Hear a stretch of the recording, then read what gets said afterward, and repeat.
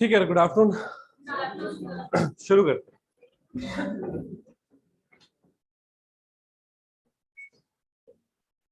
बताओ, इंडिया या इंडिया के बाहर कोई न्यूज आपने सुनी, किसी और ने सुनाई, आपने नहीं सुनी? बताओ, थोड़ा जोर से बोलो। मुझे तो बोले थे जोर से बोलो, खुद भी बोलो।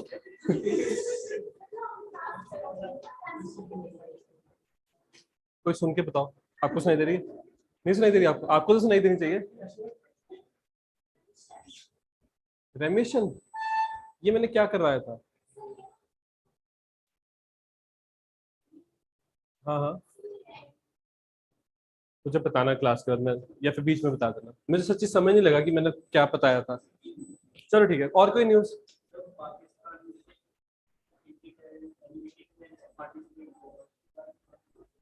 इंडिया में एक बहुत बड़ी मीटिंग होने वाली है, SCO RATS, Shanghai Cooperation Organisation Regional Anti Terrorist summit.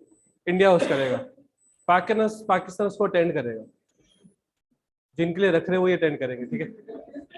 पर ये एक नया चैप्टर शुरू हो रहा है, maybe India Pakistan diplomacy.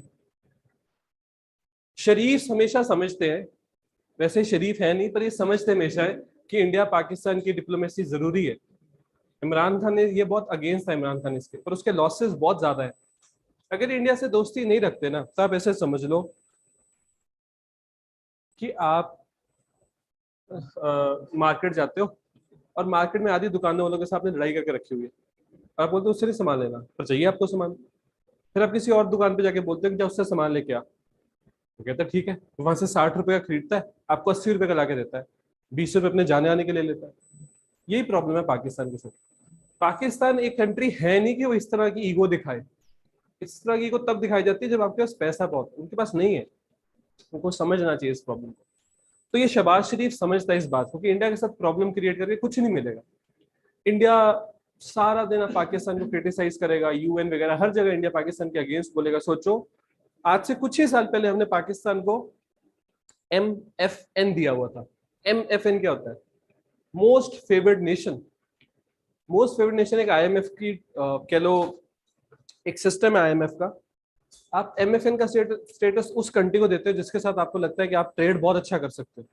हमने उनको मोस्ट फेवर्ड नेशन का टाइटल दिया था, हमने उनको बोला था कि हम तुम पे टैक्सेस नहीं लगाएंगे। कुछ ही सालों में वहां से यहाँ आ गए कि आज दुनिया में जब भी इंडिया को कोई इंटरनेशनल स्टेज मिलता है, इंडिया पाकिस्तान को क्रिटिसाइज करता है। तो पाकिस्तान को इसका लॉस बहुत ज्यादा है। आजकल एक नई चीज चल पड़ी दुनिया भर में, इसको बोलते हैं सॉफ्ट पावर। सुनिए आपने, सॉफ्ट पावर। इंडिया की सॉफ्ट पावर स्ट्रांग हो रही है। सॉफ्ट पावर मतलब आपका दबदबा, आपका इन्फ्लुएंस। जैसे यूएसए में, यूएसए की सॉफ्ट पावर दुनिया में बहुत ज्यादा है, पर वो कम हो रही है। चाइना की बढ़ रही है। तो इंडिया अपनी सॉफ्ट पावर को बहुत यूज करता है कई बार, और पाकिस्तान के अगेंस्ट भी हम उसको यूज करते हैं, जो पाकिस्तान के लिए बिल्कुल अच्छी चीज है। उनकी फॉरेन पॉलिसी खराब है। तो ये गवर्नमेंट कोशिश करेगी, पक्का कोशिश करेगी इंडिया के साथ रिलेशन ठीक करने की। और उसमें उन्होंने एक बड़ा स्टेप अनाउंस कर दिया कि बिल्कुल शंघाई कोऑपरेशन ऑर्गेनाइजेशन की रीजनल एंटी टेररिस्ट समिट को हम इंडिया में अटेंड करेंगे। दिल्ली में समिट रखा जाएगा, ठीक है। तो उनकी तरफ से यहाँ पर बिल्कुल आएगी एक कमेटी। और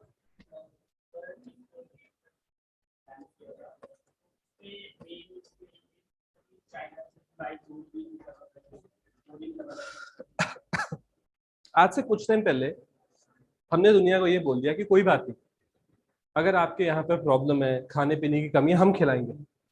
हम वर्ल्ड फार्मेसी के साथ साथ वर्ल्ड बास्केट बनेंगे, फूड बास्केट।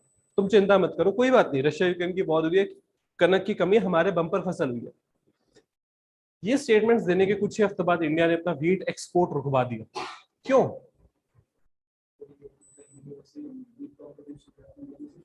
हमारे पास काफी है, बहुत है। असल में ना, हम 2004 को रिपीट नहीं करना चाहते।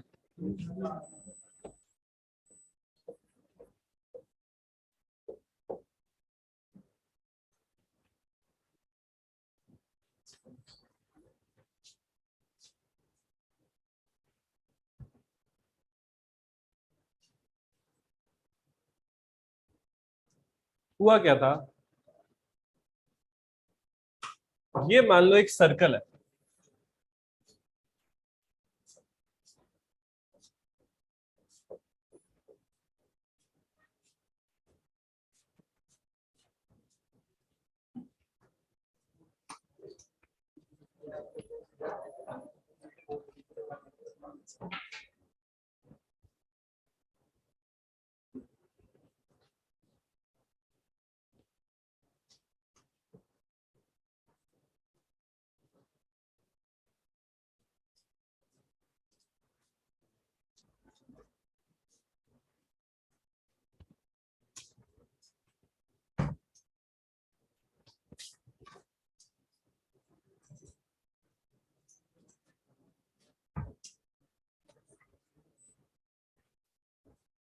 चलो समझो क्या रीजन रहा जिसकी वजह से इंडिया ने वीट का एक्सपोर्ट पे बैन लगा दिया। साल था 2004 का। इंडिया ने वीट प्रोड्यूस करी बहुत ज्यादा और हमारी वीट की डिमांड बहुत अच्छी होती है। कई बार आपको ज्योग्राफी में पढ़ाया जाएगा कि इंडो गैंजेटिक प्लेन्स दुनिया के सबसे फर्टाइल प्लेन्स है, और ये बिल्कुल सच्ची बात है। ये सब कुछ शुरू होता है पाकिस्तान की खैबर पख्तूनख्वा या फिर मान लो पाकिस्तान के पंजाब से। पाकिस्तान का पंजाब, इंडिया का हरियाणा, यूपी और ऑलमोस्ट कुछ बिहार, ये दुनिया के सबसे फर्टाइल प्लेन्स है। वेस्ट बंगाल, जो भी चीज उगाओगे यहाँ पर बेस्ट उगेगी। हाँ, कुछ चीजें जो सॉइल के हिसाब से उगती है, जैसे कॉटन उगाओगे वो नहीं इतनी अच्छी उगेगी, पर जिसको अनाज बोल देते हैं वो यहाँ बहुत अच्छा उगता है, बहुत ही ज्यादा अच्छा, और इसकी डिमांड दुनिया में बहुत ज्यादा है। अगर मैं आपसे पूछूं, आपने एक चीज कभी खाई भी होगी, सुनी भी होगी, बासमती। कहाँ उगता है बासमती? सिर्फ दुनिया की दो कंट्रीज ऑफिशियली बासमती को उगा सकती है, इंडिया और पाकिस्तान, पर पूरी नहीं। एमपी नहीं उगा सकता बासमती, पंजाब, हरियाणा, ईस्टर्न उत्तर यूपी और पाकिस्तान की पंजाब प्रोविंस, बस दुनिया की बासमती सिर्फ यही उग सकती है। क्योंकि जो बासमती में चावल का साइज होगा, कलर होगा, टेक्सचर होगा, वो सिर्फ यहीं की मिट्टी से आ सकता है। तो बासमती के पास एक ज्योग्राफिकल टैग है, GI tag, geographical indicator tag. जैसे जैसे आफूस कहाँ का फेमस है? आपको आफूस ही नहीं पता होगा क्या होता है? आम होता है। कहाँ का फेमस है? रत्नागिरी का। जब वो रत्नागिरी की मिट्टी में वो पेड़ उगेगा तभी आफूस निकलेगा। लीची कहाँ की फेमस है? बिहार की। तो ये चीजें होती हैं जिनके पास जीआई टैग होता है। जीआई टैग मतलब ये प्रोडक्ट एक ज्योग्राफी दिखा रहा है तुम्हें, एक लैंड दिखा रहा है कि वहीं से आया हूं मैं और मैं वहीं अच्छा होता हूँ। तो मुझे कहीं और उगाने की कोशिश करोगे मैं नहीं कर पाऊंगा। ब्लैक राइस कहाँ से आता है? मणिपुर से। वहीं से आएगा अच्छा, ब्लैक, पूरा ब्लैक कलर में होता है। ऐसी कुछ फ्रूट्स है और कुछ लैंड से जुड़ी हुई भी नहीं होती, जैसे कोल्हापुरी चप्पल, समझ रहे हो? वो कोल्हापुर की अच्छी है। तो ये होती है GI tags, geographical indicator tags. India के पास बहुत सारे जीआई टैग्स हैं, कुछ ऐसे प्रोडक्ट्स के लिए जो इंसान बना रहा है, ज्यादातर ऐसे प्रोडक्ट्स के लिए जो नेचर बना रही है। मतलब यहाँ की मिट्टी बहुत फर्टाइल है, बहुत ज्यादा। तो साल था 2004 का, इंडिया में बम्पर फसल हुई वीट की, कनक की। और कनक दुनिया में बहुत ज्यादा यूज की जाती है। हम तो चलो उसकी रोटी खाते हैं, बाकी दुनिया क्या करती है? ब्रेड बनाती है, बिस्किट्स बनाती है, ये सब यूरोप में बहुत ज्यादा खाया जाता है। ठीक है, दुनिया को कनक बहुत ज्यादा चाहिए थी। बड़े बड़े प्रोड्यूसर्स इतनी ज्यादा प्रोड्यूस नहीं कर पाए, हमारी प्रोडक्शन बहुत अच्छी थी। इंडिया ने बहुत कनक बेची, बहुत कनक बेची, पर उसका रिजल्ट ये निकला कि इंडिया में कनक महंगी होगी। एक टाइम पे इंडिया में कनक इंपोर्ट करवानी पड़ गई। समझ रहे हो हुआ क्या था? ये सिर्फ एक कैलकुलेशन एरर था। ये आपकी पूरी कनक की प्रोडक्शन हुई, कंट्री को चाहिए थी इतनी, तो आपको कितनी रख लेनी चाहिए थी? थोड़ी सी ज्यादा। ऐसे ही होता है ना, अगर घर में रोटी खानी है सबने मिला के 6, तो हम 7 बना लेते हैं कि कोई एक आधा उठ गया कि नहीं एक और दे दो तो उसको दे देंगे। तो ये बफर था आपका, मतलब ये बाकी सारा क्या किया जा सकता था। जब बेहिसाबा एक्सपोर्ट होना शुरू हुआ, हमने इतना एक्सपोर्ट कर दिया। क्योंकि आपको समझना चाहिए, कोई एक इंसान तो नहीं बैठा हुआ नोट करने के लिए कि कंट्री से कितना एक्सपोर्ट जा रहा है। पूरी कंट्री से अलग अलग जगह से एक्सपोर्ट हो रहा है। और ये एक्सपोर्ट कौन कर रहा है? ज्यादातर ये एक्सपोर्ट किया जाता है प्राइवेट प्लेयर्स के द्वारा। कई बार आपने सुना है लोग कहते हैं हमारा इंपोर्ट एक्सपोर्ट का काम है। तो मान लो एक बंदा है यूपी में, उस बंदे ने 100 किसानों को पकड़ा, उनको बोला कि अपनी कनक इस बार एफसीआई को नहीं बेचनी है। एफसीआई क्या होता है? Food crop. उनको नहीं बेचनी है, उनसे अच्छा प्राइस, एमएसपी से अच्छा प्राइस मैं दूंगा, सारी कनक लाके मुझे दे दूंगी। और उस इंसान ने उस कनक को बाहर बेचना है, यूएसए में उसकी डील होगी, वो सारी कनक इंडिया से बाहर होगी। हमने कैलकुलेट करने के टाइम पे वो इंडिया की प्रोडक्शन में डाल दी थी कि वो कनक इंडिया बनाएगा, पर गवर्नमेंट को पता नहीं चला और वो कनक इंडिया से बाहर चले। ठीक है, तो 2004 में भी ऐसा हुआ था। जो प्राइवेट कॉन्ट्रैक्टर्स थे, मिडिल मैन थे, उन्होंने बहुत कनक एक्सपोर्ट करी क्योंकि गवर्नमेंट बोली थी करो एक्सपोर्ट, करो, बेचो दुनिया में। उससे एक ऐसा क्राइसिस आ गया कि इंडिया में कनक महंगी होगी। क्यों? डिमांड सप्लाई हिल गया आपका सारा। अगर तो किसी चीज की सप्लाई है और डिमांड बहुत ज्यादा है, डिमांड बहुत ज्यादा सप्लाई कम है, तो उसके प्राइसेस कहाँ जाते हैं? ऊपर। प्याज सबको चाहिए पर मार्केट में है ही नहीं, बस ऐसा ही हो गया। कनक इतनी ज्यादा बेच दी कि हमारे पास कमी होगी, तो चाहिए सबको थी। और जब ऐसी न्यूज बाहर निकलती है ना, फिर और प्राइस बढ़ते हैं, फिर लोग और डर जाते हैं, स्टॉकिंग करने लग जाते हैं लोग। तो वो चीज रिपीट ना हो, इस वजह से इंडिया ने इस साल अभी के लिए तो कनक पे लगा दिया एक्सपोर्ट, कनक की बाहर बैन लगा दिया एक्सपोर्ट पे कि कनक बाहर नहीं बेची जा सकती। पर अगर ऐसा ही करना था तो दुनिया को ये क्यों बोला आज से कुछ हफ्ते पहले कि हम तुम्हें खाना खिलाएंगे। देखो, इंडिया के पास बहुत ज्यादा कनक है, जितनी हमारी रिक्वायरमेंट उससे कहीं ज्यादा। पर इस बार गवर्नमेंट चाहती है गलतियां ना हो जाए, ठीक से कैलकुलेशन करें, ठीक से हिसाब किताब करें, ये सर्कल ठीक से बने। अगर ये इंडिया की रिक्वायरमेंट है तो कम से कम इतनी तो इंडिया में रहनी ही चाहिए, तब जाके इंडिया में कभी कनक की कमी नहीं होगी और प्राइसेस भी स्टेबल रहेंगे। तो जैसी दुनिया भर को हमने बोला कि जिसको कनक चाहिए हम बेच रहे हैं, इतने सारे ऑर्डर्स आ गए और इतने ज्यादा बड़े ऑर्डर्स आ गए, इंडिया को लगा ये गलती फिर हो जाएगी। हमने अभी के लिए बोला है कि देखो अभी हम नए ऑर्डर्स नहीं लेंगे, पुराने ऑर्डर्स जिस जिसके आए उनको कनक बिल्कुल दी जाएगी, अभी हम नए ऑर्डर्स नहीं लेंगे। पर अगर किसी को बहुत जरूरत है तो वह सीधे इंडियन गवर्नमेंट को कांटेक्ट कर सकते हैं। इंडियन गवर्नमेंट कनक बेच रही है अभी भी, जैसे यूक्रेन अगर डिमांड करेगा हम बिल्कुल कनक देंगे। पर अभी वो जो प्राइवेट को अलाउ किया जाता था कि तुम बेचो बस, वो नहीं किया जाएगा इंडिया में, समझ रहे हो। तो इंडिया से अगर कनक एक्सपोर्ट करनी है तो बिना गवर्नमेंट अप्रूवल के आप कस्टम डिपार्टमेंट का अप्रूवल नहीं ले सकते। ये किया गया अभी के लिए। कोई भी कंट्री इंडिया को बोलती है कि देखो बहुत भयंकर जरूरत है, क्राइसिस आ जाएगा, बेचो कनक, तो इंडिया पक्का दे देगा, समझे। तो कनक हमने एक्सपोर्ट टोटल बैन नहीं लगाया, बस हम ये नहीं चाहते कि हमारे यहाँ कनक बहुत महंगी हो जाए। दुनिया में पाम ऑयल का बहुत बड़ा प्रोड्यूसर है इंडोनेशिया, और कुछ हफ्ते पहले इंडोनेशिया ने पाम ऑयल बेचना ही बंद कर दिया क्योंकि इतनी ज्यादा दुनिया में डिमांड है पाम ऑयल की। वो बेच रहे हैं, उनको लग रहा है हमारे यहाँ कमी हो जाएगी, और हुई भी। उनके खुद के प्राइसेस सारे हिल गए क्योंकि कंट्री देखते हैं ना, सब तो बाहर जा रहा है, हमारे लिए क्या बचेगा। इसलिए इंडिया इस चीज को स्टेबलाइज करने की कोशिश कर रहा है, पर हमारे पास कनक बहुत ज्यादा है, बहुत ज्यादा।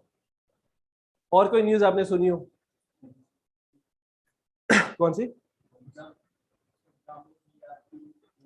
ब्रह्मोस एक मिसाइल है बहुत अच्छी, ब्रह्मोस, जो आज से कुछ टाइम पहले हमसे गलती से फायर हो गई थी पाकिस्तान की तरफ।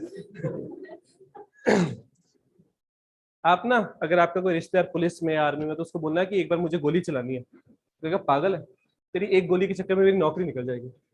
ये एक गोली चलाने के लिए एक पूरा लिखना पड़ता है कागज की, कहाँ चलाई, क्यों चलाई, ऐसी क्या जरूरत बन गई थी, उसका छर्रा ढूंढ के लाना पड़ेगा जो शेल होता है। तो एक गोली तो इंसान की नौकरी खा लेती है। आर्मी में बोलते हैं एक गोली मतलब 2 जान ली जा सकती है, अगर आप सही से निशान लगाओ तो 2 लोगों की जान चली जाएगी। तो एक गोली की तो वैल्यू बहुत ज्यादा है।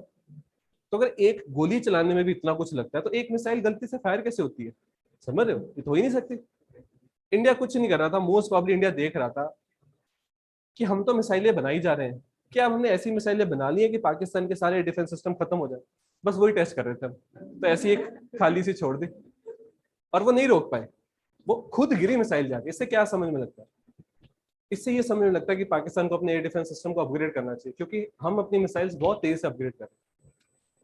हम जब भी ब्रह्मोस के बारे में पढ़ते हैं तो कुछ बेसिक सी चीजें, ब्रह्मोस का नाम 2 नदियों से बना है, ब्रह्मपुत्रा, मोस्कावा, एक हमारी नदी, एक रशिया की नदी, क्योंकि एक जॉइंट वेंचर है। पर जब भी मैं ये बताता हूँ किसी को भी कि इसकी रेंज 290 किलोमीटर है, लोग बड़ा हैरान होते हैं कि इतनी कम।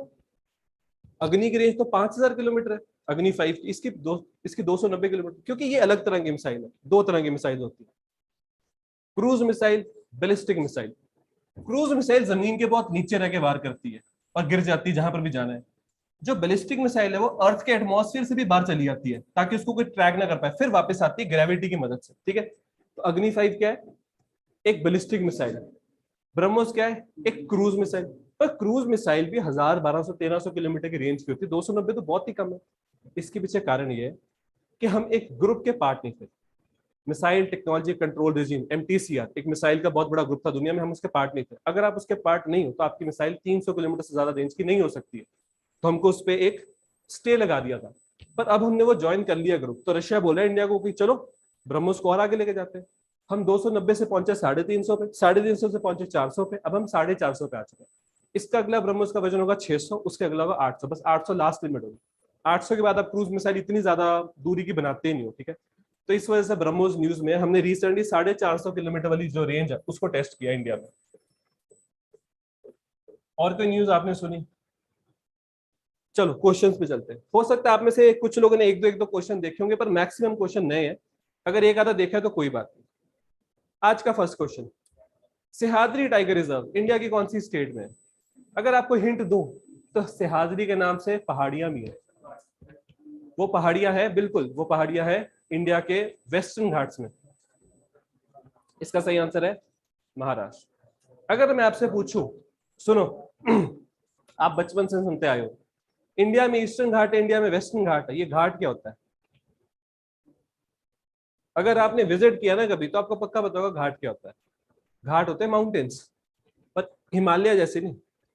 आपको हिमालय जैसे बड़े माउंटेन्स दुनिया में कहीं भी नहीं देखने को, ये बस लिमिट है, हिमालय सबसे ऊंचे। घाट क्या होते हैं? बहुत ग्रीनरी होती है घाट्स में। आप इंडिया के ईस्टर्न वेस्टर्न घाट में जाओगे ना, आप हिमाचल लद्दाख भूलने लग जाओगे, क्योंकि एक तो पहाड़ियां, ऊपर से सी, समझ रहे हो? अगर इस तरह से मैं इंडिया की कोस्ट बनाऊं, और चलो स्टेट्स भी लिखते हैं, तो सब कुछ शुरू होता है गुजरात से, फिर उसके बाद कर्नाटक, फिर उसके बाद, उसके बाद फिर वेस्ट बंगाल, थोड़ा उड़ीसा यहां तक है। तो बिल्कुल कोस्ट के पास इधर और इधर है ईस्टर्न और वेस्टर्न घाट्स। ये घाट्स पहाड़ियां हैं, बहुत ऊंची भी नहीं है, पर बहुत अरावली जैसी भी नहीं है कि आपको दिखे ही ना, ठीक है। और यहाँ ग्रीनरी बहुत भयंकर है। ऐसी ग्रीनरी है ना कि आपने इंडिया में देखी नहीं होगी। अगर वेस्टर्न, आपने ऊटी सुना? ऊटी आपने, ये एक बहुत फेमस खंडाला या महाबलेश्वर, ये सब इन घाटों के हिल स्टेशन और बहुत सुंदर है।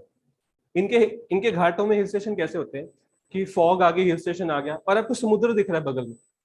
सोचो कितना इंटरेस्टिंग है। यहाँ पर माउंटेन है, बर्फ बर्फ नहीं पड़ती, यहाँ पर कोई घाट में बर्फ नहीं पड़ती। बस हिमालय के अलावा एक ही जगह इंडिया में जहाँ बर्फ पड़ती है, वो आंध्र प्रदेश में। और वहां पर भी ऐसे नहीं हर साल पड़ेगी, कभी कभी पड़ती है।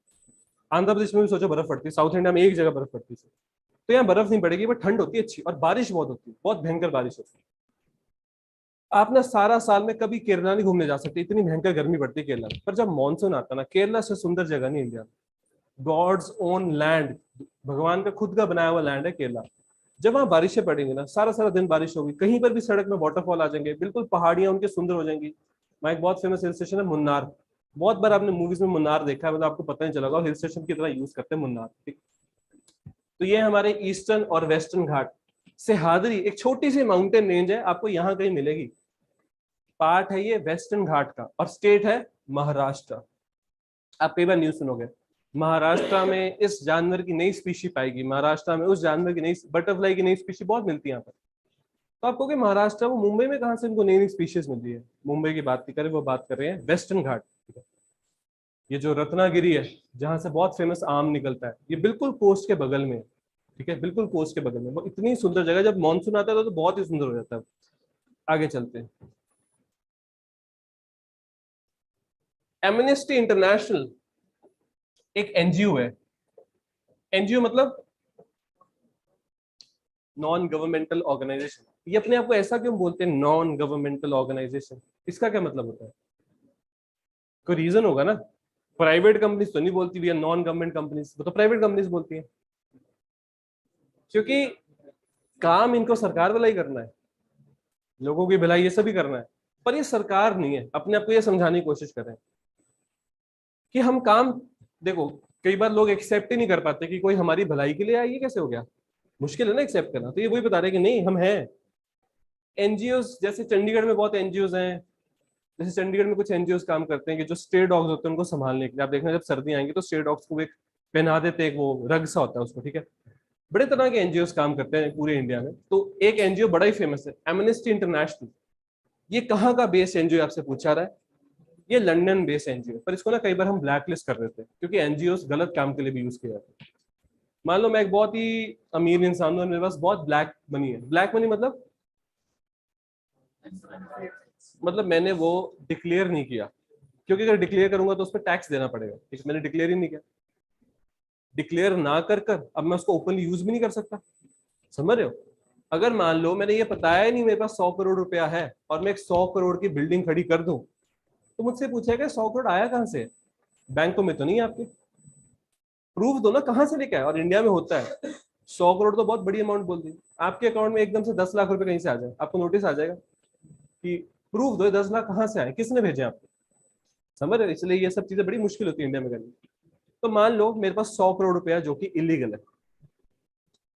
मैं एक एनजीओ को बोलूंगा ये 100 करोड़ रुपया लो, इसमें से जो आपने उसमें देखा था शिवाजी दा बॉस, ये 100 करोड़ रुपया लो, इसमें से 90 करोड़ रुपए के काम करो, कुछ भी दिखाने के लिए। और अगर कोई पूछे काम कैसे करो तो बोलना डोनेशन आए थे। फिर वो 90 करोड़ रुपए के हिसाब किताब कहीं बना दो कि हमने यहाँ लगा दिया पैसा, वहां लगा दिया, अब वो सारा पैसा वाइट हो चुका है।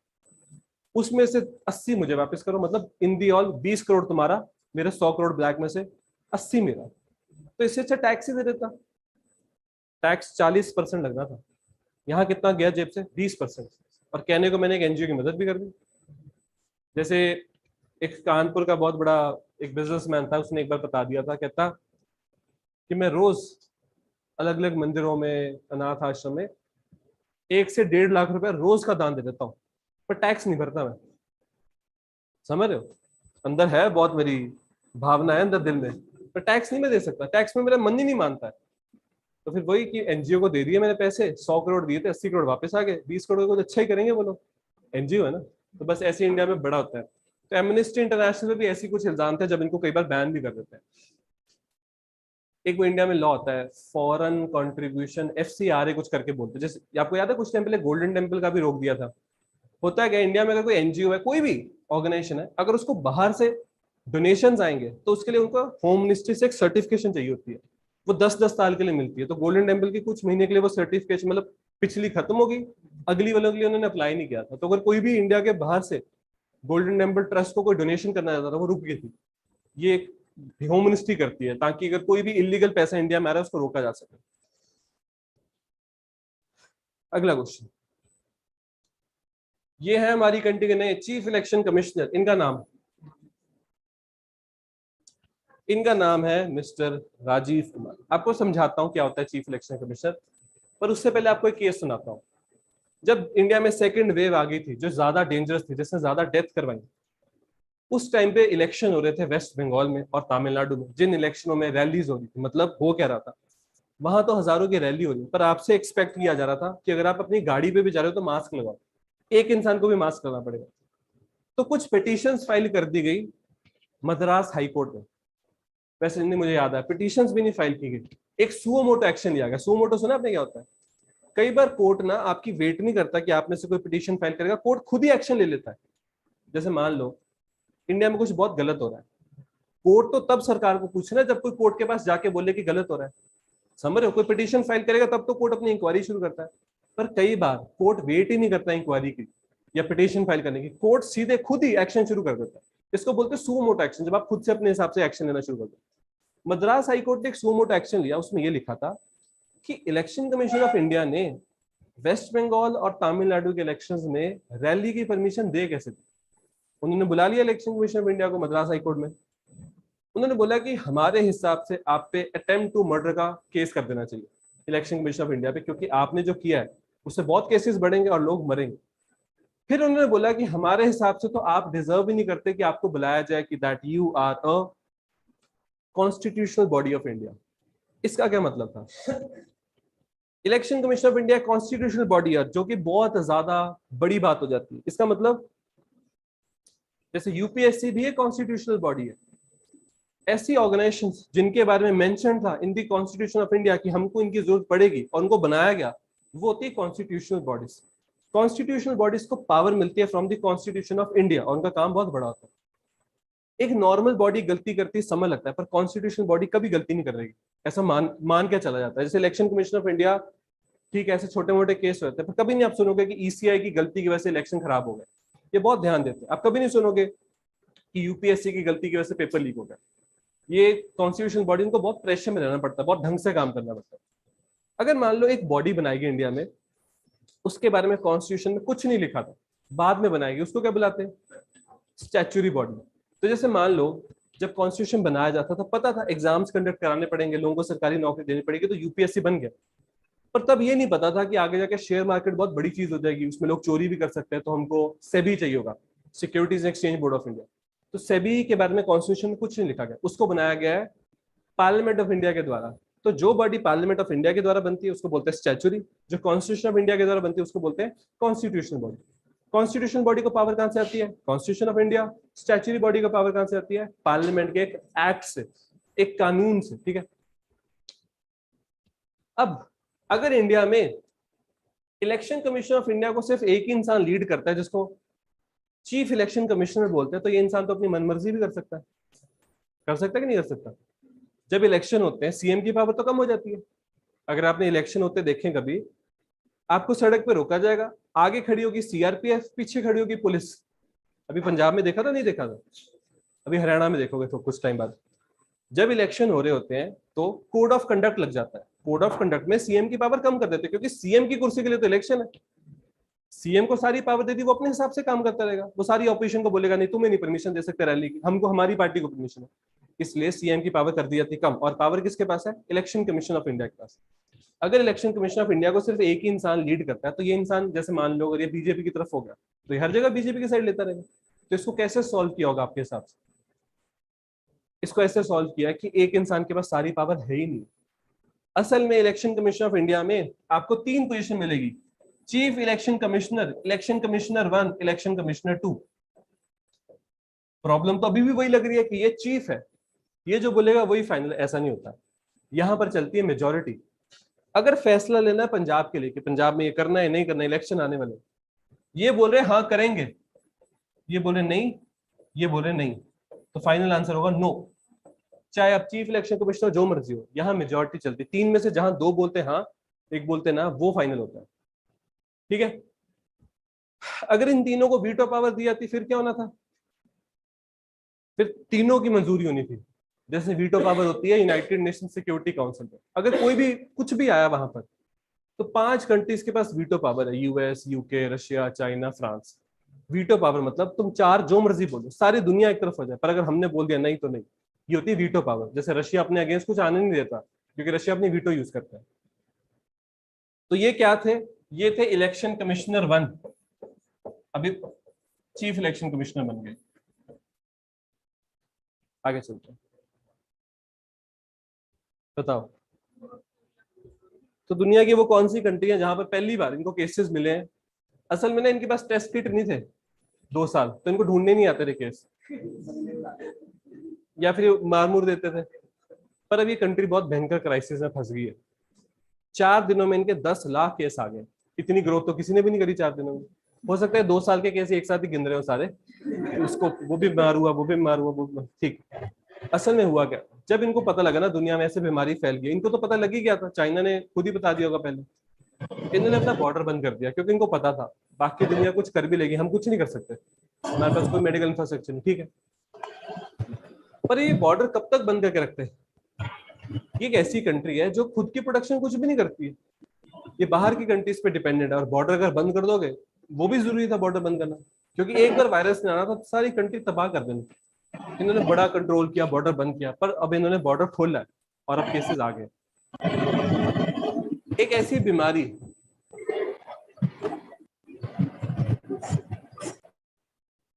मान लो आप 2 या 3 साल के लिए स्पेस में थे। अगर आप आज से 2 साल पहले यहां होते और आपको कोविड होता, आपको कोई प्रॉब्लम नहीं होनी थी, पर आप थे स्पेस में, आप अब वापस आए हो, बहुत चांसेस आपको आपके कोविड खत्म कर देगा, मार देगा। क्यों? क्योंकि आपने सबके साथ हर्ड इम्यूनिटी ली नहीं। अभी हम सब पब्लिक प्लेसेस में रह रहे के एक दूसरे के जूठा खा ये सब करके हर्ड इम्यूनिटी के साथ आगे बढ़ रहे हैं, समझ रहे हो? हमारे साथ हर्ड इम्यूनिटी आगे जा रही है, पर कोई इंसान अगर इस हर्ड इम्यूनिटी से बाहर था, उसकी बॉडी इस टाइम पे कोविड के लेके बहुत वीक है, जैसे एक छोटे बच्चे की होती है। नॉर्थ कोरिया पूरी कंट्री ने कोई हर्ड इम्यूनिटी ली नहीं है, ना वैक्सीन लगी है वहां। तो ये वायरस वहां कितना डैमेज पहुंचाएगा कोई भी नहीं बता सकता। अगर हजारों डेथ्स भी होंगी ना, तो कोई इसमें बहुत शॉकिंग बात नहीं है। वही वायरस अगर आपको होगा तो आप 1-2 दिन में ठीक हो जाओगे बीमार होकर, क्योंकि आपने वो हर्ड इम्यूनिटी भी ली और वैक्सीन भी ली है। देखो दुनिया में इतने सारे वायरस है, स्पेनिश फ्लू भी है, आज स्पेनिश फ्लू कहाँ है? हमारे बीच में ही है, पर आज हमको फर्क नहीं पड़ता उससे। एक टाइम पे स्मॉल पॉक्स ने दुनिया का बुरा हाल कर दिया था, आज स्मॉल पॉक्स क्या, कुछ भी नहीं। समझ रहे हो कि नहीं समझ रहे हो? ये बीमारियां बाद में जब हम इनको इम्यून हो जाते हैं, ऐसी घूमती रहती है आराम से, आपके पास आओ, आपके पास किसी के पास नहीं आ पाती है। ठीक है, पर जब नहीं होती है तो बहुत बुरा हाल करती है। नॉर्थ कोरिया के साथ यही प्रॉब्लम है, उन्होंने अब तक कभी एक्सपीरियंस ही नहीं किया कोविड को, अब करेंगे। अब उनको बहुत है, और ये फैलेगा भी बहुत भयंकर तरीके से। क्यों? हमारी बॉडीज में म्यूटेट हो के बहुत डेंजरस हो गया, तो अब किसी नई बॉडी में जाएगा, वहां जाके बहुत डैमेज करेगा। ठीक है, ठीक है। कैपिटल बताना, नॉर्थ कोरिया कैपिटल क्या होती है? प्योंगयांग। साउथ कोरिया की ताइवान की ताइपे। न्यूजीलैंड की वेलिंगटन। किस दिन आपको अच्छे से समझाऊंगा नॉर्थ और साउथ कोरिया की लड़ाई कैसे हुई, अलग कैसे हो गया, आज क्या सिचुएशन है, लोग क्या चाहते हैं।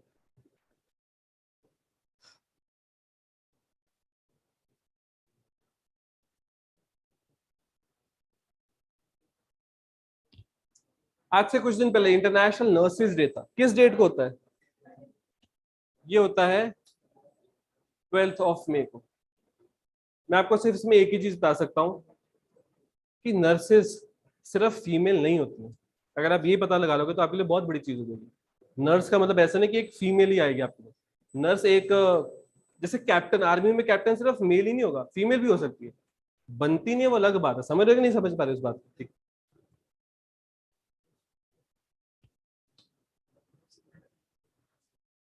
एफएमसीजी क्या होता है? Fast moving consumer goods. आप अगर कभी बिग बाजार जाओगे या इजी डे जाओगे, वहां जाके काउंट करना है कि नेस्ले के कितने अलग अलग तरह के प्रोडक्ट्स हैं। क्या लगता है कितने होंगे? अगर गिनने पे आगे तो नेस्ले के कम से कम भी तो 400-500 प्रोडक्ट्स हैं। हिंदुस्तान यूनिलीवर के कितने होंगे? कम से कम भी तो 300-400। ऐसे नहीं बोल रहा कि अगर एक चिप्स का पैकेट एचयूएल का तो अगला चिप्स का वो भी गिनो, नहीं नहीं। चिप्स एक आइटम हुई, चॉकलेट दूसरी आइटम हुई, वेफर तीसरी आइटम हुई, इस तरह से गिनना शुरू करो। फास्ट मूविंग कंज्यूमर गुड्स ये ऐसी कंपनीज हैं जो आपके घर में जो किचन में वॉशरूम में जो घर का सामान चाहिए ना वो बनाती है, और ये बहुत ज्यादा बनाती है। इन सारी कंपनीज के हजारों प्रोडक्ट्स आते हैं मार्केट में अलग अलग तरह के, ठीक है। इनमें से इंडिया का लीडर था एचयूएल, हिंदुस्तान यूनिलीवर लिमिटेड। कभी भी ये मत समझ लेना एक इंडियन कंपनी है, क्योंकि यहाँ हिंदुस्तान है। एक यूके बेस्ड कंपनी एचयूएल, पर अब इनको पीछे छोड़ दिया। किसने? अडानी विल्मार ने। बस एक प्रोडक्ट बता दो जो अडानी विल्मार बनाता है। फॉर्चून। और दूसरा? क्योंकि फॉर्चून पे अब उन्होंने बड़ा बड़ा लिखना शुरू कर दिया। जितने भी एडिबल ऑयल्स हैं, जितने भी एडिबल ऑयल, एडिबल ऑयल मतलब जो किचन में यूज किया था खाने, एडिबल चीज वो होती है जो खाई जा सकती है। जैसे कई बार लोग ना जोमेटो पे लड़ पड़ते हैं कि आपका खाना अच्छा नहीं है, ये नहीं है, वो नहीं है। वो ना ट्विटर पे शेयर करते हैं, हमने इनके साथ ये बात करी, जोमेटो ने ये जवाब दिया। तो वहां लिखा होता है योर फूड वॉज ऑलमोस्ट इनएडिबल। खाने लायक ही नहीं था खाना तुम्हारा। इनएडिबल जो चीज खाई नहीं जा सकती, तो एडिबल जो चीज खाई जा सकती, तो एडिबल ऑयल्स जो किचन वगैरह में यूज होते हैं। पूरी एडिबल ऑयल्स की इंडस्ट्री इस टाइम पे इन्होंने ले ली है। कल अडानी ग्रुप ने एसीसी सीमेंट और अंबुजा सीमेंट दोनों कंपनीज खरीद ली। जैसे आप लोग शाम को बेरका जाते हो ना खीर खुल लेने, ये निकलता है कंपनी खरीदने बंदा, क्योंकि पैसा बहुत है ना, बहुत ज्यादा पैसा है।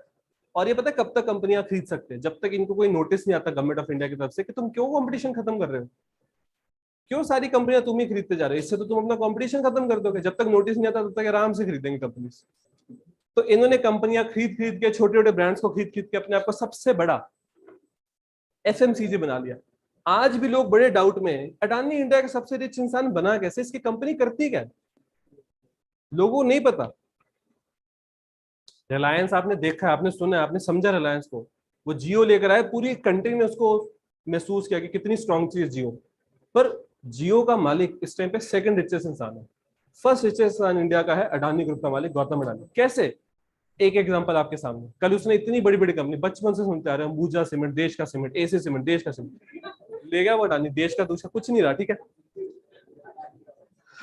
फिर इंडिया में सारे बड़े एयरपोर्ट जो हैं उसमें से 90% अडानी ग्रुप संभाला है। बड़े एयरपोर्ट्स, एयरपोर्ट में क्या होता है, जो भी एयरपोर्ट को मैनेज करता है वो हर एक टिकट पे 200-300 रुपए फीस लेता है आपसे, एयरपोर्ट मैनेजमेंट फीस। वो फीस सारी कंपनी के पास चली जाती है। इंडिया में स्पेशल इकोनॉमिक जोन तो इंट्रोड्यूस ही अडानी ग्रुप ने किया। स्पेशल इकोनॉमिक जोन क्या होता है, वो ज्यादातर पोर्ट के पास बनाए जाते हैं, बंदरगाह के पास। इनके पास अपने खुद के पोर्ट्स भी हैं। मुद्रा पोर्ट जो कि इंडिया का सबसे बड़ा पोर्ट बनेगा, वो अडानी ग्रुप मैनेज कर रहा है, ठीक है। तो ये हर तरह के बिजनेस में आते जा रहे, आते जा रहे। अभी अडानी ग्रुप रिलायंस या टाटा से बड़ा नहीं बना है। रिलायंस या टाटा बहुत बड़े अडानी ग्रुप से, पर इनकी स्पीड बहुत तेज ऊपर जाने की। समझ रहे हो कि नहीं समझ रहे उस बात को? ये सब, ये सब एफएमसीजी प्रोडक्ट्स हैं।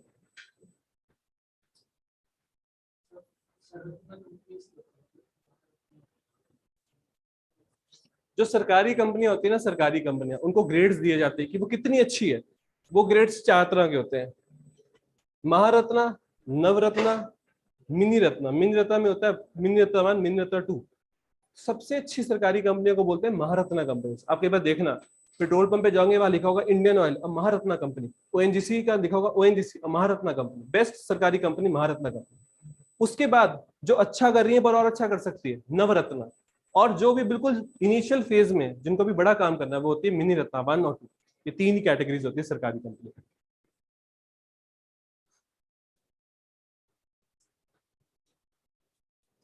आज से कुछ दिन पहले इंडिया में नेशनल टेक्नोलॉजी डे था। डेट क्या होती है इसकी? 11 मई। क्या हुआ था इंडिया की हिस्ट्री में 11 मई को? पोखरण में न्यूक्लियर टेस्ट। हमने आज तक इंडिया की हिस्ट्री में न्यूक्लियर टेस्ट कितनी बार किए? 2। 19 आपको लिखवा देता हूं। 1974, 1998। Prime minister Indira Gandhi, prime minister Atal Bihari Vajpayee. Pokhran 1, Pokhran 2, operation smiling Buddha, operation Shakti. अगर 1974 में न्यूक्लियर टेस्ट कर लिए थे तो 98 में क्यों करने पड़े दोबारा? अगर एक बार दुनिया ने न्यूक्लियर टेस्ट देख लिया था इंडिया का तो दूसरी बार क्यों करना पड़ा? क्या वो गर्मी लग रही? गर्मी लग रही है आप लोगों को? बताओ, मुझे तो लगती है आप लोगों को भी लग रही है आज। मैं पूछता हूँ, एसी नहीं चल रहे? बिट्टू को कहते एसी नहीं चल रहे, क्या कहते?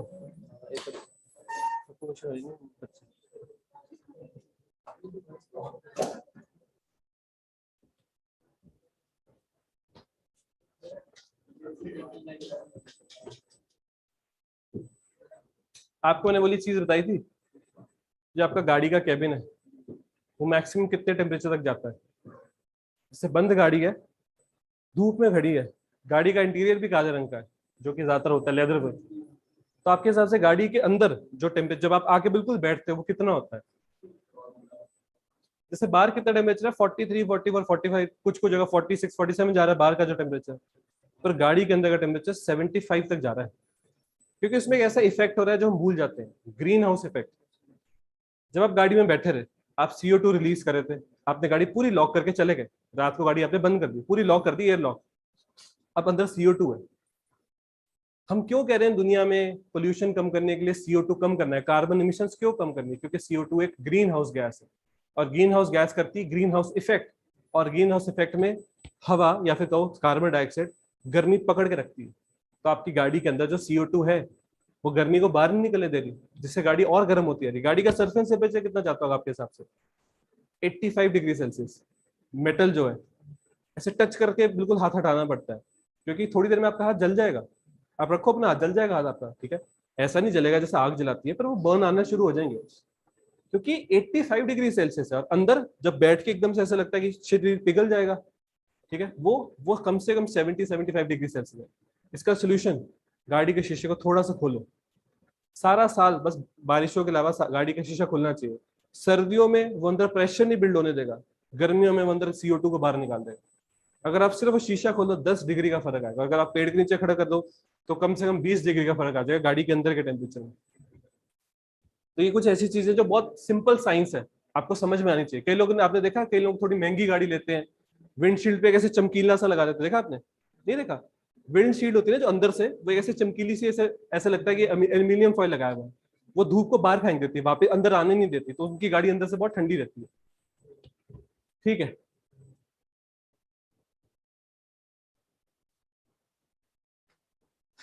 National technology day. अच्छा, मैं आपसे ये पूछा था, इंडिया ने जब एक बार न्यूक्लियर टेस्ट कर लिए थे, दूसरी बार क्यों किए?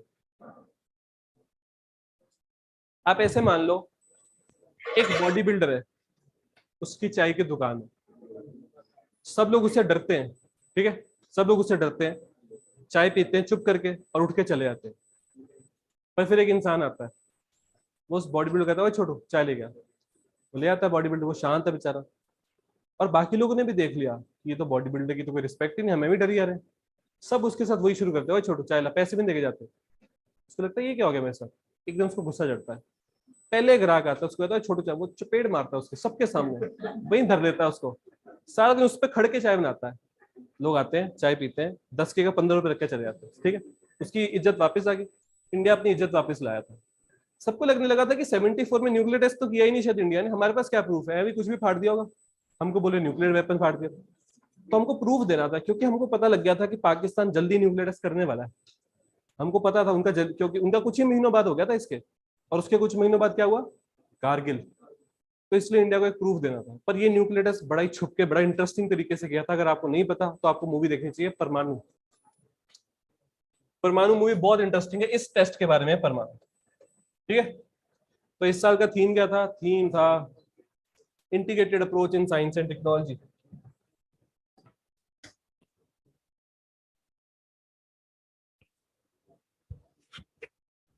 एक मिनट रुको।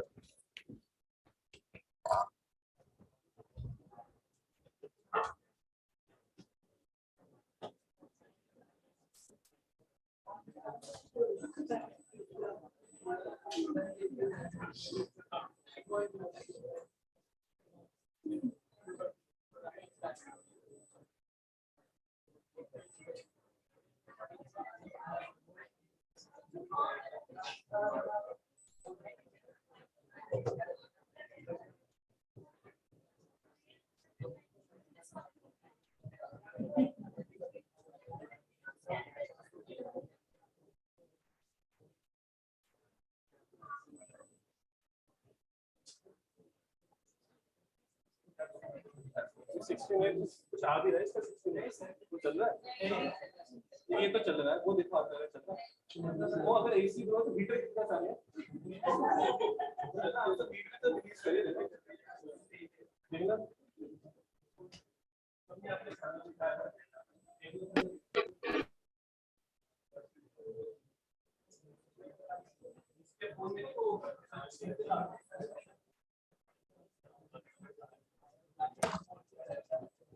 चलो रुको, मैंने बोला उसको वापस करता है। देखो आप सबने लंच किया है, ठीक है। लंच के बाद आपकी बॉडी सबसे हाईएस्ट हीट रिलीज करती है, एक्सोथर्मिक को। इस टाइम पे आप सारे के सारे एक दूसरे से दूर होके बैठो।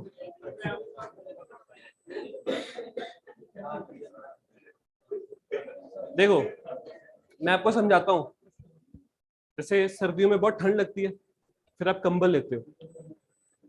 कंबल क्या करता है, वो आपकी बॉडी की जो हीट रिलीज हो रही है उसी को रोक के रखता है। तो वो जितना निग है वो आप खुद बना रहे हो। समझ रहे हो कि नहीं समझ रहे हो? आपकी बॉडी एक बहुत भयंकर हीटर है।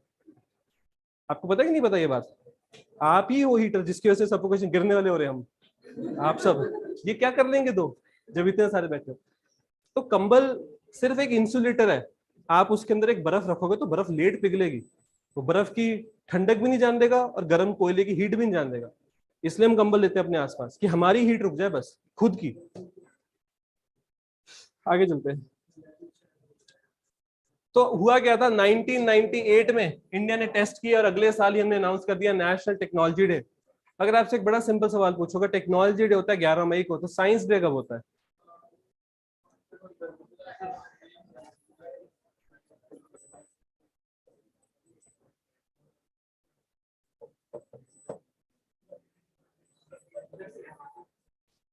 Feb 1928 सर सीवी रमन ने खोज की थी, रमन इफेक्ट की। 2 साल बाद 1930 में उनको नोबेल प्राइज इन फिजिक्स मिला था। वो पहली एशियन कंट्री जिसने अनाउंस किया कि वो नेटो का साइबर डिफेंस ग्रुप ज्वाइन करेंगे। इससे पहले मुझे ये बताओ, आज कंट्री के प्राइम मिनिस्टर किस कंट्री की विजिट पे गए हुए हैं? नेपाल। आज नेपाल क्यों? आज क्या है? बुद्ध पूर्णिमा सर। इतनी जगह तो आज छुट्टी है, और तो आज 2 जगह जाएंगे। खुशीनगर, खुशीनगर कहाँ है? यूपी में सर। तो आज वो यूपी, और देखो जो गौतम बुद्ध थे उनकी लाइफ की बहुत इंपॉर्टेंट पॉइंट्स बिल्कुल नेपाल यूपी बॉर्डर पे हैं। तो वो वहां पर उनका काफी तरह की आज विजिट रहने वाली है, ठीक है।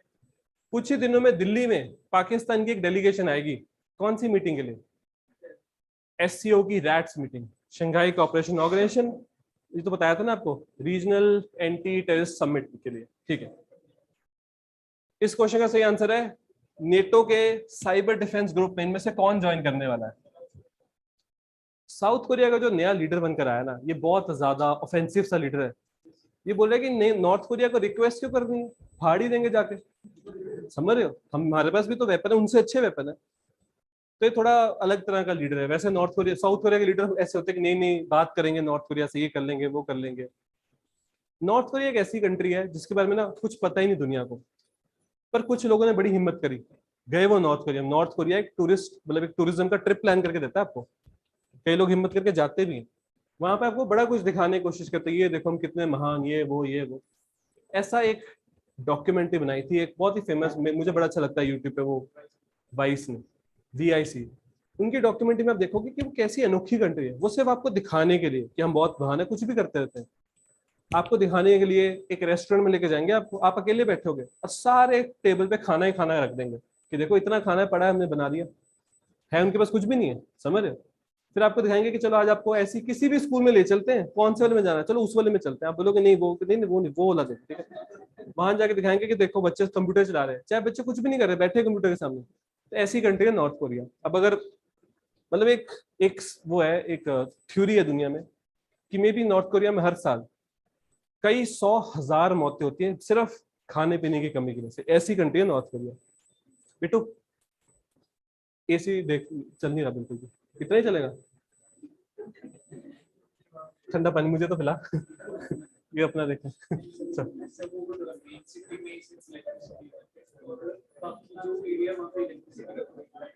कोई ना मैं आपको जल्दी छोड़ दूंगा। 56 हो गए, बस 4 मिनट और। मैं आपको चीज बताता हूँ जिससे आपको गर्मी कम लगेगी। अगर आप किसी भी तरह का मॉइस्चर यूज कर रहे हो, प्लीज मत किया करो। धूप में निकलने से पहले बिल्कुल मत किया करो, वो आपके पोर्स को बंद करता है। अंदर से स्वेट जब नहीं निकलता, उससे खराब फीलिंग नहीं हो सकती, आप गिर जाओगे किस दिन। मॉइस्चराइजर यूज मत करो। और कोशिश करो कि कॉलर वाली टी-शर्ट ना डालो, राउंड वाली डालो, आपके लिए अच्छी। ये सब चीजें मैं आपको बता रहा हूँ जिससे गर्मी से बच जाओगे, क्योंकि हीट वेव और खराब होगी। ये हीट वेव सही होने का कोई वो नहीं दिख रहा। समझ रहे हो, आपको मैंने बताया था ना, हीट वेव मतलब हीट बढ़ेगी फिर नीचे आएगी, फिर बढ़ेगी फिर नीचे आएगी। Thank you. अब ये हीट वेव नीचे जाएगी 4 दिन के बाद, 4 दिन के बाद। तो 4 दिन तक बहुत संभाल लो अपने आप को, नहीं तो गिर जाओगे कहीं, पड़े मिलोगे नीचे ही। तो ये है साउथ कोरिया के नए लीडर। बस जल्दी जल्दी कराता हूँ। इंडिया एक PTA साइन करने वाला। PTA होता है प्रेफरेंशियल ट्रेड एग्रीमेंट। ये बड़े सारे ट्रेड एग्रीमेंट होते हैं। FTA PTA मतलब हम बस ट्रेड बढ़ाने की कोशिश कर रहे हैं। हम बोलते हैं टैक्सेस कम ले लेंगे, ट्रेड बढ़ाओ। किसके साथ? ओमान के साथ। ओमान की कैपिटल मस्कट। मस्कट आप ऐसे याद रखना, उस गन भी आती है उस नाम से, जिस ओमान की कैपिटल। जैसे ना कई बार मैंने देखा है, कई बार लोग एग्जाम में जाके यही भूल जाते हैं कि इंडिया के हॉट डेजर्ट का नाम है। आप ये याद रखना कि महिंद्रा ने गाड़ी निकाली हुई है ये दिखाने के लिए कि वहां पर भी चल जाएगी, थार, ठीक है। ऐसी कुछ चीजों के नाम सिर्फ किसी पर्टिकुलर चीज से डाले होते हैं। तो ओमान, जो कि वैसे बहुत क्लोज है इंडिया के, अगर आप देखो सिर्फ 2 घंटे में बाई फ्लाइट ओमान पहुंच जाता है बंदा। जैसे दुबई पहुंचने में लगते हैं 2.25 घंटे, तो पहले ओमान आ जाता है। यहीं कहीं मस्कट है इनकी कैपिटल, ठीक है। तो इनके साथ ट्रेड बहुत स्ट्रॉन्ग करने वाला इंडिया। अगर कभी इंडिया के अरेबियन सी में साइक्लोन आएगा तो 10 में से 9 बार वो ओमान की तरफ जाएगा, हमारी तरफ नहीं आता साइक्लोन। बहुत रेयर आता है ये मुंबई वाली कोस्ट पे साइक्लोन, ज्यादा साइक्लोन उधर आते हैं इंडिया।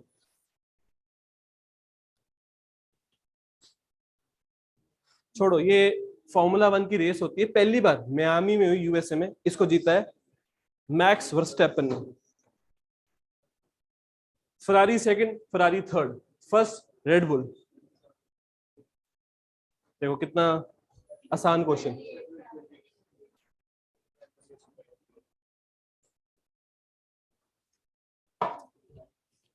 ये दुनिया की सबसे बड़ी इक्वेशन है, इससे बड़ी इक्वेशन कोई नहीं हो सकती। हम आज तक नहीं समझ पाए इस इक्वेशन। हमको लिखनी आती है, समझ नहीं आती। ये इक्वेशन ये बोलती है कि किसी भी मास को एनर्जी में कन्वर्ट किया जा सकता है, किसी भी एनर्जी को वापस मास में। तभी आपको बिग बैंग थ्योरी और बिग करंट थ्योरी समझाऊंगा, तब ये इक्वेशन समझ में लगेगी थोड़ी सी, जितनी हम समझ सकते हैं। बहुत अच्छा क्वेश्चन है, ऐसा क्वेश्चन कि मैं आपका एग्जाम में तो पक्का डाल देता।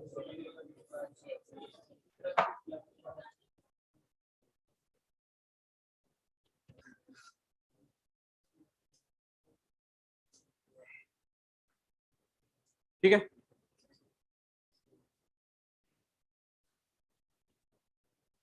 सरफेसी एक्ट बहुत फेमस बैंकिंग एक्ट है इंडिया में। क्या करता है ये? Recovery of bad loans. बैंकों के पास पावर है, अगर बैंक का लोन वापस नहीं करोगे आपकी प्रॉपर्टी भी बेच सकती है। सरफेसी फुल फॉर्म क्या होती है? Securitisation and reconstruction of financial assets and enforcement of security. बस ये लाइन पढ़ लो। Gives power to financial institution to auction residential और कमर्शियल प्रॉपर्टीज ऑफ डिफॉल्टर्स। गलती से भी इंडिया में कभी एक डिफॉल्टर मत बन जाना। एक बार लोन वापस करने में आपने देरी कर दी, आपको इंडिया में लाइफ में लोन नहीं मिलेगा, चाहे आपका अकाउंट कितना भी बड़ा बन जाए। कोई लोन नहीं देता अगर एक बार भी आपने गलती कर। और ये नहीं कि सिर्फ आपका बैंक, कोई बैंक नहीं लोन देता। ये सारा डाटा शेयर करते हैं आपस में। आज का लास्ट क्वेश्चन। एसडीआर एक इंटरनेशनल करेंसी है, किस बैंक के द्वारा बनाई गई है? इसका सही आंसर है इंटरनेशनल मॉनेटरी फंड। एसडीआर ऐसा मान लो दुनिया की करेंसी है, सबके पास थोड़ी थोड़ी पड़ी है, जैसे डॉलर ऐसी एसडीआर। ठीक है, समझाऊंगा आपको, अगली बार समझाऊंगा। आज आपकी हिम्मत मेरी भी नहीं वैसे समझाने की, पक्का समझाऊंगा अगली बार। ठीक है, चलो ठीक है, मिलते हैं, थैंक यू।